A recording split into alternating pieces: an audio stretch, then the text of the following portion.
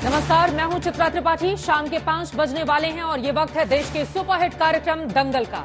आज का दंगल कांग्रेस की भारत जोड़ो यात्रा पर है। राहुल गांधी की इस यात्रा के 100 दिन पूरे हो चुके हैं। इन 100 दिनों में राहुल गांधी तमिलनाडु से चलकर राजस्थान तक पहुंच चुके हैं। राहुल गांधी ने अपनी यात्रा को सफल बताया है। खासकर राजस्थान में भीड़ देखकर राहुल गांधी बेहद खुश हैं। वो बीजेपी को हराने का दावा भी करते हैं। आरएसएस पर उनके खिलाफ अभियान चलाने का आरोप भी लगाते हैं। वहीं दूसरी ओर राजस्थान कांग्रेस में पायलट और गहलोत के बीच की दरार आज एक बार फिर से दिखी है। दौसा में सचिन पायलट के इलाके में राहुल की यात्रा के दौरान सचिन पायलट के समर्थन में नारे लगे हैं। गौर करने की बात यह है कि थोड़ी देर पहले राहुल गांधी ने जयपुर में जो प्रेस कॉन्फ्रेंस की थी उससे भी सचिन पायलट गायब थे। वैसे राहुल ने कहा है कि इस यात्रा से उन्हें निजी तौर पर बहुत ज्यादा फायदा हुआ है। तो सबसे बड़ा सवाल यही है कि क्या भारत जोड़ो यात्रा से राहुल गांधी की छवि को फायदा पहुंचा है? क्या कांग्रेस की इस यात्रा का चुनावी फायदा होगा? क्या राहुल की यात्रा कलह में उलझी कांग्रेस के लिए कुछ फायदा पहुंचा पाएगी? ऐसे तमाम सवालों पर खास मेहमानों के साथ बड़ी चर्चा हम करने वाले हैं, लेकिन उसके पहले यह रिपोर्ट देखिए। इतिहास की सब किताबें देख लीजिए, लेकिन आज जैसा दौर कहीं 100 दिन से कांग्रेस भारत जोड़ रही है। जहां नफरत की आग पे रोटियां सेकी जा रही हों, जहां अपने ही देशवासियों को जात और धर्म में बांटा, जहां बेरोजगारी का घुप अंधकार हो और कमर तोड़ महंगाई की मार हो, जहां सपने टूट रहे हों और अपने पीछे छूट रहे हों। बढ़ती नफरत, सामाजिक बंटवारा, बढ़ती बेरोजगारी, बेहिसाब महंगाई, बढ़ती हताशा दूर करके भारत जोड़ने निकले हैं राहुल गांधी। कोई शक्ति इस पदयात्रा को नहीं रोक सकती, क्योंकि ये पदयात्रा हिंदुस्तान की आवाज है। 9 सितंबर को तमिलनाडु से शुरू हुई यात्रा 100 दिनों में केरल, कर्नाटक, आंध्र प्रदेश, तेलंगाना, महाराष्ट्र, मध्य प्रदेश होते हुए राजस्थान पहुंच चुकी है। 10 दिन 42 जिले और 2800 किलोमीटर का पैदल सफर, जिसमें राहुल गांधी जन सैलाब में थे। कभी धूप में थे तो कभी बारिश में थे, लेकिन राहुल की यात्रा चलती रही। कांग्रेस का भारत जुड़ता रहा। मोदी सरकार की नीतियों के खिलाफ उनके हमले होते रहे। बीजेपी, आरएसएस, ये इनका काम डिफेमेशन है। यही इनकी सबसे बड़ी स्ट्रेटजी है, यही इनकी सबसे बड़ी स्किल है। हम हिंदुस्तान को जोड़ना चाहते हैं। जो नफरत, हिंसा और डर की राजनीति बीजेपी कर रही है, आरएसएस कर रहे हैं, उसके खिलाफ हम खड़ा होना चाहते हैं। और ये मैसेज बहुत अच्छी तरह देश में गया है। बहुत अच्छा रिसेप्शन हुआ है इस मैसेज का। ये लोग सुनना चाहते हैं। ये राजनीति करने का एक दूसरा तरीका है। राहुल गांधी ने अपनी पूरी यात्रा के दौरान देश की जनता के मुद्दे उठाने का दावा किया, लेकिन 8 राज्यों से गुजरी इस यात्रा में राहुल गांधी की चर्चा उनकी 40,000 की टी शर्ट से लेकर संघ सावरकर से होते हुए सद्दाम हुसैन की दाढ़ी तक पहुंच गई। और राहुल के मुद्दे भी महंगाई, बेरोजगारी से लेकर नेशनल सिक्योरिटी और इंटरनेशनल बिजनेस तक बदलते रहे। जो बेरोजगारी बढ़ती जा रही है उसके खिलाफ, और दूसरा जो महंगाई और जो इनकम इनक्वालिटी हो रही है, जो चुने हुए लोगों को बहुत सारा फायदा मिल रहा है और हमारे जो किसान हैं, मजदूर हैं, छोटे दुकानदार हैं, युवा हैं, उनका नुकसान होता है। तो ये हमारे 3 मुद्दे थे। मोदी सरकार के खिलाफ कांग्रेस की इस यात्रा के 100 दिनों में बहुत कुछ बदला भी। इसमें कुछ कामयाबियां हैं, कुछ नाकामियां। सबसे बड़ा बदलाव चुनावी नतीजों में दिखा, जहां हिमाचल प्रदेश में बहुमत के साथ कांग्रेस ने चुनावी संग्राम जीत लिया। लेकिन दूसरी तरफ गुजरात में बुरी तरह हार भी कांग्रेस के खाते में दर्ज हुई। फिर कांग्रेस का मानना है कि सबसे बड़ा फायदा राहुल गांधी की छवि को पहुंचा। राहुल को हवाई नेता की छवि का प्रोपेगेंडा जो फैलाया गया था, वो अब जुझारू जमीनी नेता के तौर पर देखे जाने हैं। लेकिन दूसरी ओर इन 100 दिनों में कांग्रेस के अंदर कलह की कलई खुलती रही। पार्टी अध्यक्ष के चुनाव में धांधली के आरोपों से लेकर राजस्थान में कुर्सी के कलह तक सब सामने आया।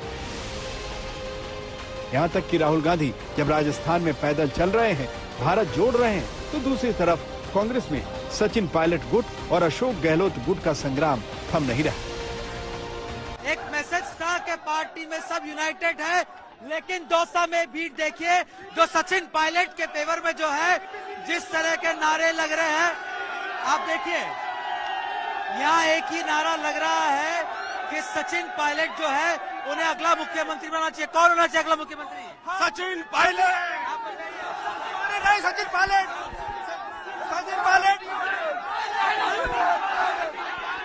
तो आप देखिए कि यहाँ लोगों में जो फैन फॉलोइंग है, आप बताइए कौन होना चाहिए अगला मुख्यमंत्री? पायलट जिंदाबाद। सचिन पायलट को बताना है, सचिन को सीएम बनाना है, सचिन को सीएम बनाना है, जाकर को बताना है, सचिन पायलट जिंदाबाद। तो आप देख सकते हैं कि किस तरह से यहाँ पे सचिन पायलट की दीवानगी दौसा में देखने को मिलती है। ये दौसा की तस्वीरें हैं जहां राहुल गांधी की यात्रा चल रही थी। वहां कांग्रेस के एक नेता सचिन पायलट के समर्थकों को समझाने भी पहुंचे। आप लोगों की जिम्मेदारी है, राहुल गांधी। लेकिन उस नेता के वापस जाते ही सचिन पायलट के समर्थक फिर नारेबाजी करने लगे।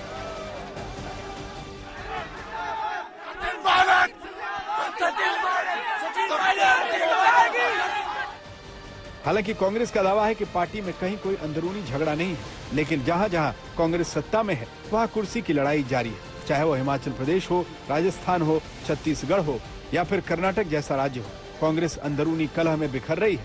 लेकिन राहुल भारत जोड़ने का दावा कर रहे हैं। दौसा से जयकिशन शर्मा और जयपुर से मौसमी सिंह के साथ आज तक ब्यूरो। राहुल गांधी पूरी तरह से फॉर्म में दिखे। आपको बता दें, भारत जोड़ो यात्रा का 100वां दिन है, जबकि राजस्थान में आज 12वां दिन। लेकिन वहां पर पहुंचकर इस प्रेस कॉन्फ्रेंस के जरिए चीन के मुद्दे पर भी सरकार को घेरा और यह कहा कि युद्ध की तैयारी कर रहा है चीन, लेकिन हमारी सरकार सोई हुई है। सुनिए राहुल गांधी को। इस वाले आज सब सवाल पूछेंगे, आगे पीछे दाएं बाएं, यात्रा, सचिन पायलट, अशोक गहलोत, सब पूछेंगे। मगर चाइना के बारे में एक सवाल नहीं पूछा जाएगा। जिन्होंने 2000 स्क्वायर किलोमीटर हिंदुस्तान का उठा लिया, जिन्होंने हिंदुस्तान के 20 जवानों को शहीद किया, जो हमारे जवानों को अरुणाचल प्रदेश में पीट रहे हैं, मैंने कहा हिंदुस्तान की प्रेस मुझसे इनके बारे में एक सवाल नहीं पूछेगी। सच था।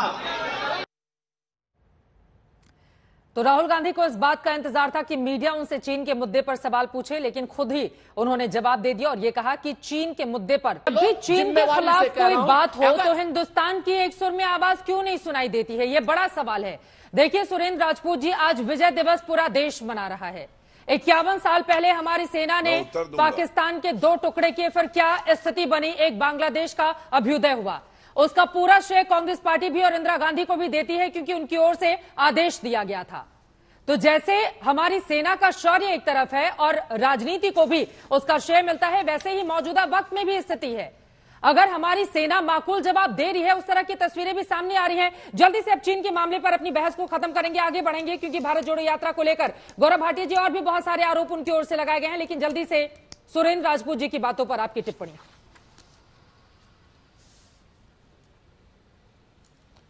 देखिए, सबसे पहले तो आपने, क्योंकि बिलावल भुट्टो का एक अमर्यादित बयान आया है, उसकी बात करी।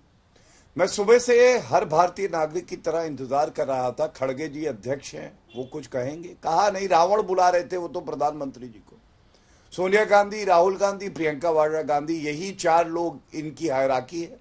किसी ने ट्वीट नहीं किया, किसी ने एक वक्तव्य नहीं दिया। यहां पे प्रवक्ता आके कह रहे मेरा ट्वीट देखिए। या तो ये खड़गे जी से भी ज्यादा अपने आप को बड़ा नेता मानते हैं। और मुझे याद आता है मनमोहन सिंह जी के लिए जब देहाती औरत कहा था पाकिस्तान के प्रधानमंत्री ने, तो नरेंद्र मोदी जी मुख्यमंत्री थे, क्या बोला था?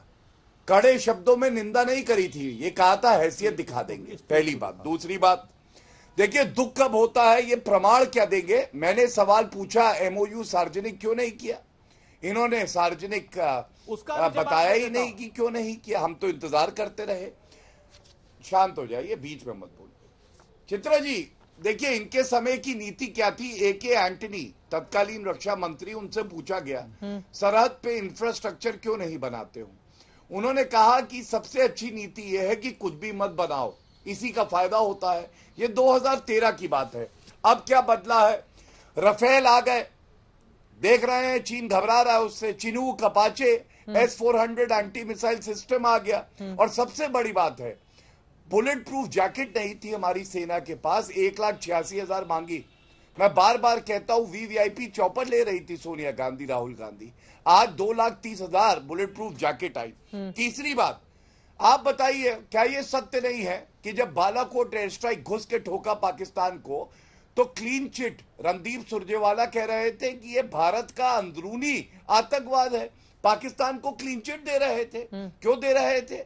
मैं केवल ये कहूंगा कि इनका मकसद ये है कि श्री नरेंद्र मोदी जी को श्रेय ना जाए, जबकि श्री नरेंद्र मोदी जी श्रेय के लिए काम नहीं करते। ठीक है। अगर प्रधानमंत्री अच्छा कार्य कर रहा है, हाँ। भारत मजबूत हो रहा है, सेना हमारी वीर है, तो इनके सीने में आग क्यों लगी है, जैसे चीन और पाकिस्तान। मुद्दे को और ज्यादा विस्तार हम देंगे, क्योंकि राहुल गांधी की ओर से कई बड़े आरोप बीजेपी और आरएसएस को लेकर भी लगाए गए। लेकिन सुरेंद्र राजपूत जी, जल्दी से आपकी टिप्पणी, ये विदेश मंत्री को किस बात की नसीहत दी गई है राहुल गांधी की ओर से? जल्दी से सर, 2 लाइन में। ये बात समझ में नहीं आ रही है, इस वजह से मेरा सवाल है।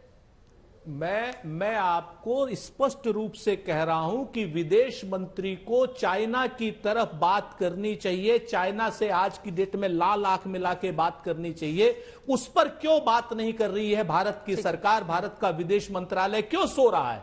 एक बात। और दूसरी बात, ये लोग भाजपा के लोग रटी रटाई बात क्यों करते हैं? भाई, हमने तो आपसे परसों भी कहा था, चित्रा जी, दूसरे इनके प्रवक्ता थे, कि अगर कोई भी MOU में एक शब्द गलत हो, 1,35,00,000 के चंदे में कोई चीज गलत हो, हमें फांसी दे दो। उस चीजों को लेकर के आप भारत की सीमा को क्यों असुरक्षित करते हैं? क्या ये देश इसलिए आप बेच देंगे कि कांग्रेस पार्टी ने 1,35,00,000 रुपया लिया था? या देश आप इसलिए बेच देंगे चीन के हाथों, क्या नाम कि MOU कांग्रेस ने साइन कोई किया है? अरे कांग्रेस को फांसी दीजिए, जांच कीजिए, फांसी दीजिए। लेकिन जो देश की सुरक्षा है, कांग्रेस में अगर बहुत, अरे आप बिकाऊ, आप तो टके टके के बिके हुए हो, अंग्रेजों के बिके हुए दलाल हो, ये देखिए 60 रुपए की पेंशन लेने वाले दलाल हो, मुस्लिम लीग के बिके हुए दलाल हो।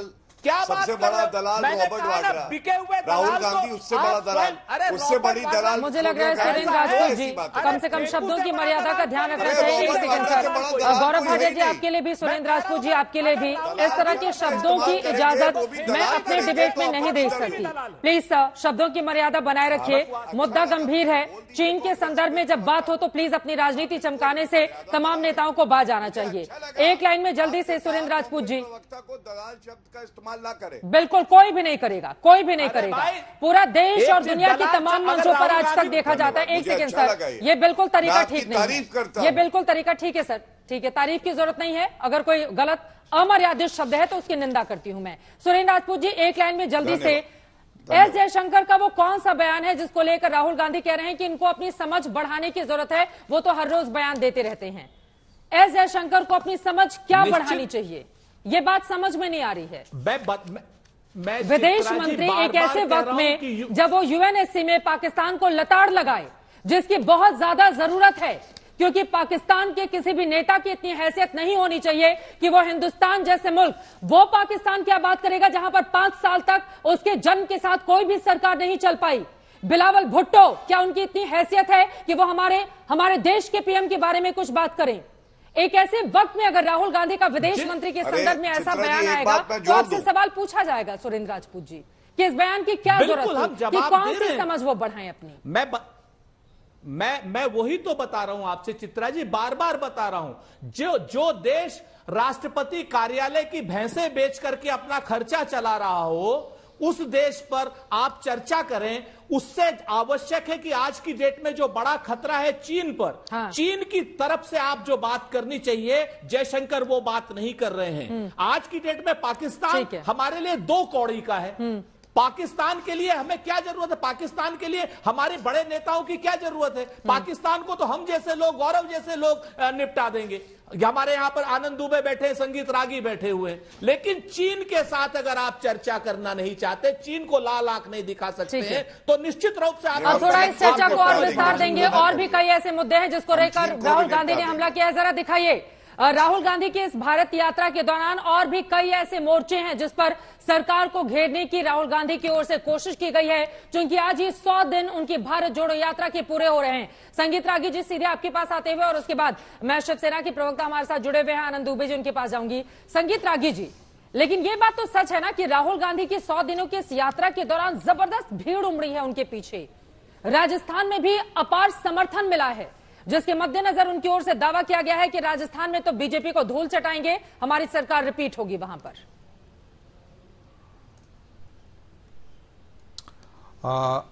चित्रा जी, सबसे पहले मैं जयशंकर जी से शुरू करना चाहता हूं। एक आईटीओ पर कोई विक्षिप्त आदमी यदि चित्रा जी के बारे में बात करना शुरू करे कि उनको एंकरिंग कैसी करनी चाहिए, अंजना जी के बारे में बात करना शुरू करे कि ऐसे एंकरिंग करनी चाहिए, तो क्या आप उसको जवाब देंगे?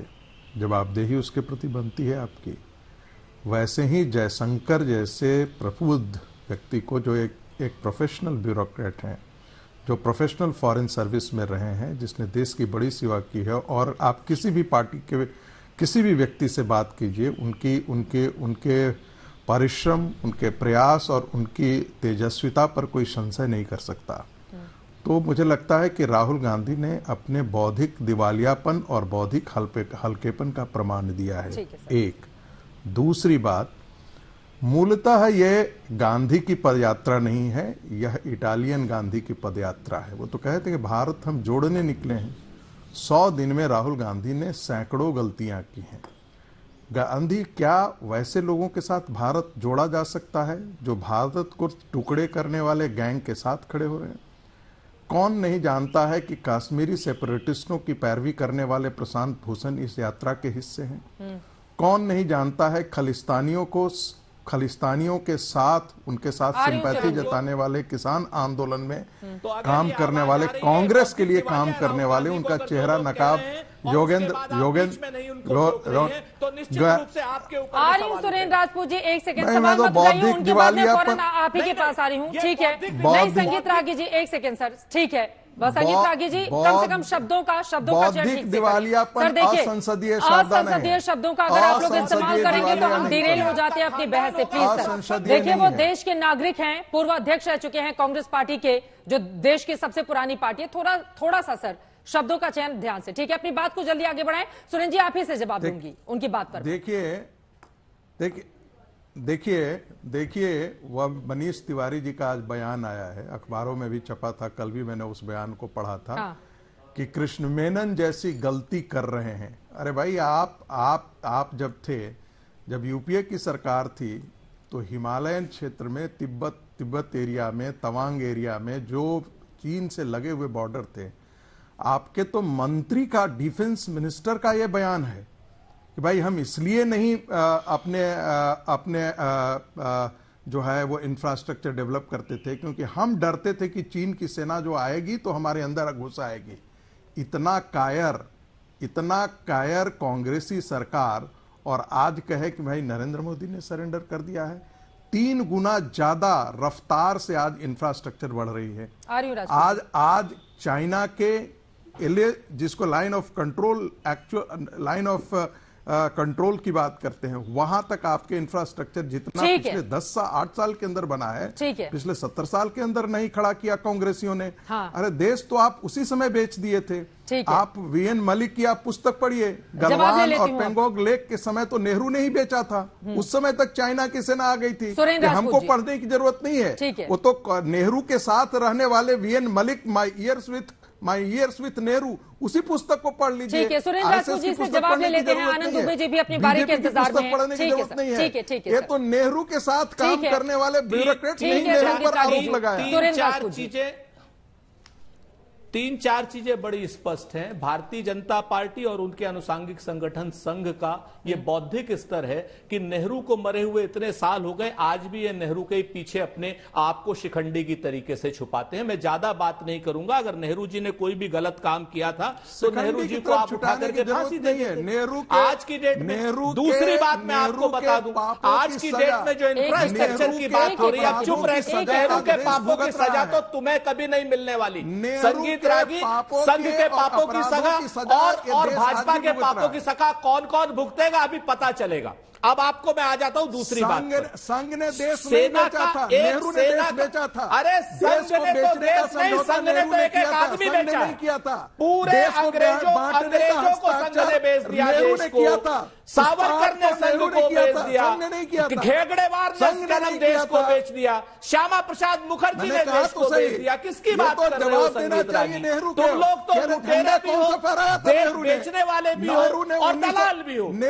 लुटेरे भी हो, देश बेचने वाले भी हो, दलाल भी हो। हम तो देश बनाने वाले लोग हैं। हमारे ऊपर तो तुम जैसे थेथर आदमी आरोप लगाएंगे, लेकिन मुद्दे की बात सुन लो। इसीलिए मुद्दे की बात यह है कि 2013 से पहले इंफ्रास्ट्रक्चर को लेकर के जो समितियां रिपोर्ट देती थी सेना की, उन समितियों की रिपोर्ट को एक बार पढ़ करके बात करो। उन समितियों की रिपोर्ट देखो। उन्हीं समितियों की रिपोर्ट पे एक एंटनी ने कहा, आज की सेना की जो समितियां रिपोर्ट दे रही है या एंटनी साहब के समय की दे रही है, वो कर रहे हैं।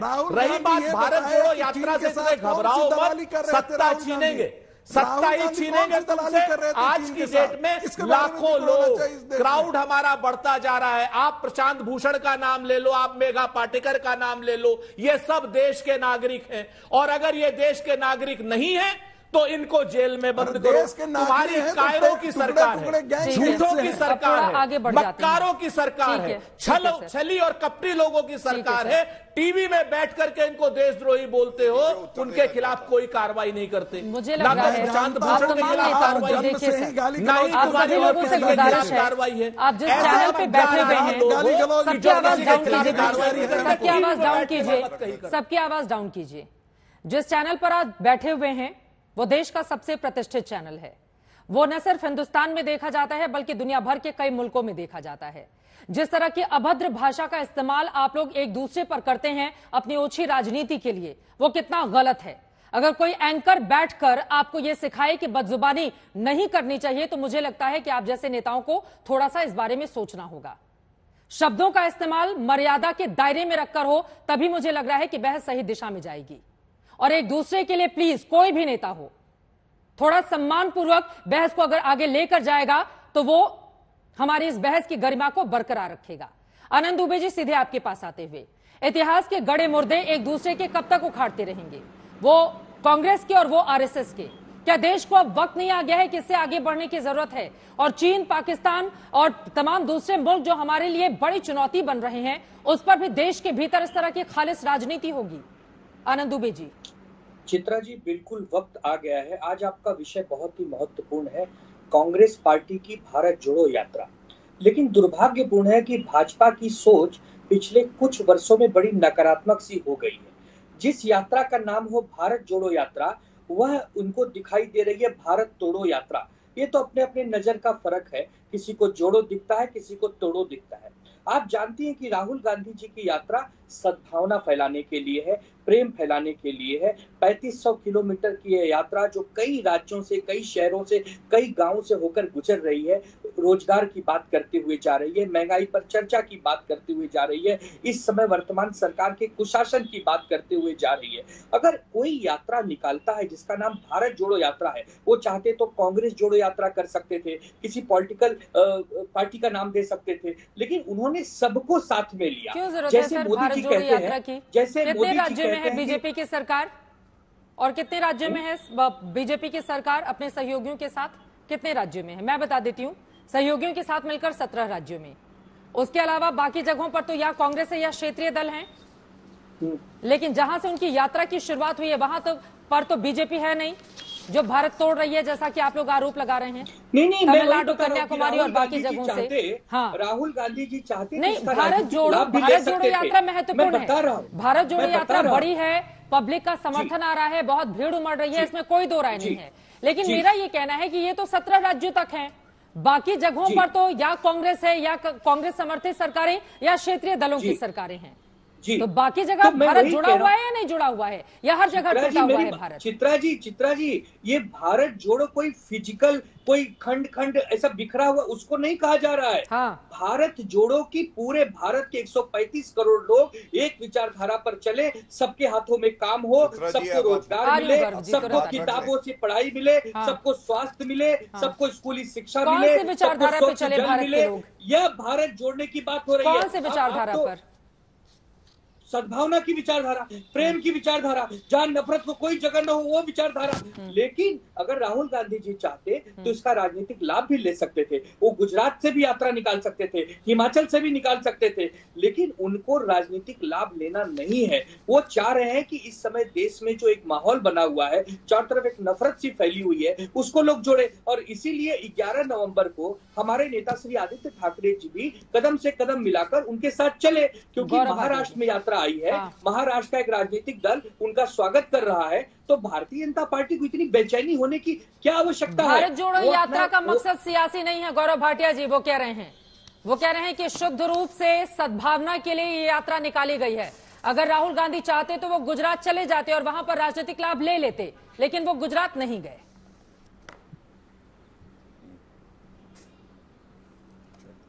चित्रा जी, सबसे पहले मैं एक बात जरूर कहूंगा, और आप निष्पक्ष पत्रकार हैं, आपकी अपनी एक सोच है। जब कोई 2 बार दलाल शब्द का प्रयोग करता है और एक एंकर बोलता है कि आप लोगों को गरिमा बनाए रखनी चाहिए, सकारात्मक चर्चा होनी चाहिए, मैं समझता हूं जो दलाल बार बार कह रहा है ना, उसका हौसला बढ़ता है, क्योंकि जो अच्छी मर्यादित भाषा कर रहा है, तथ्य दे रहा है, उसको भी आप उसी इंची टेप से नाप देते हैं। मैं समझता हूं आपत्तिजनक है कि संगीत रागी जी के लिए दलाल शब्द का प्रयोग किया गया।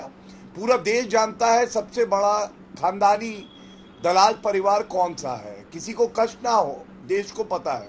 अब मैं तथ्य रखता हूं, यात्रा जो है राजस्थान से जा रही है ना चित्रा जी, देखिए ये सवाल राहुल गांधी से जनता पूछ रही है। बेरोजगारी एक मुद्दा है, ये बोला सबने। चलिए, पहला प्रश्न, मेरे हाथ में CMIE डेटा है, ये कल ही का है। आपको मालूम है बेरोजगारी दर राजस्थान में कितनी है? 24.5%। गुजरात में चुनाव अभी खत्म हुए 2.5%, मतलब 10 गुना ज्यादा। ये प्रश्न पूछना चाहिए राहुल गांधी से। ये 25% बेरोजगारी दर राजस्थान में, और आप इधर उधर भ्रमण कर रहे, जहां सरकार है वहां तो कुछ किया ही नहीं। दूसरा प्रश्न जो मैं चाहता हूं कि पूछा जाए, महिला कितनी सुरक्षित है? मेरे हाथ में लास्ट जो NCRB डेटा आया, देखिए प्रमाण के साथ, इसीलिए तथ्यों के साथ पूछ रहा हूं। राजस्थान में हुए हैं 6337 बलात्कार, एक भी हो तो बहुत ज्यादा है, और बलात्कार की दर है 16.4। इसकी तुलना गुजरात से करते हैं, बलात्कार का दर है 1.8, मतलब आप समझिए करीब करीब 9 गुना ज्यादा राजस्थान में महिला असुरक्षित है।